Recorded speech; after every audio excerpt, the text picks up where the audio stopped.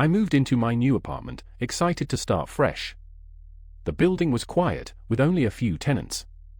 I soon noticed a new neighbor who seemed to be keeping identical hours as me, leaving and returning at the same time every day.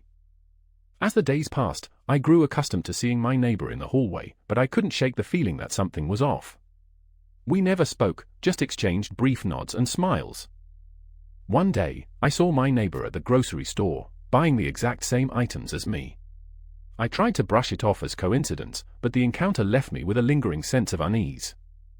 I began to feel like I was being watched, and the sensation only intensified as I caught glimpses of my neighbor out of the corner of my eye. I quickened my pace, but the feeling persisted.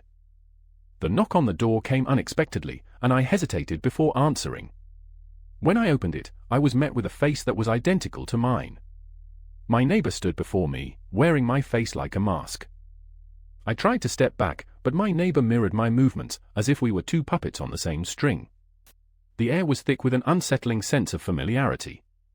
My neighbor's voice was a perfect replica of mine, sending shivers down my spine.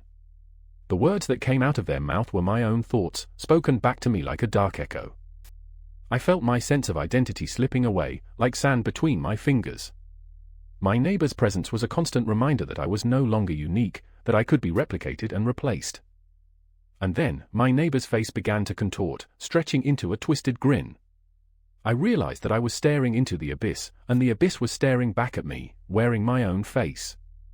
The last thing I remembered was the sound of my own voice, whispering goodbye.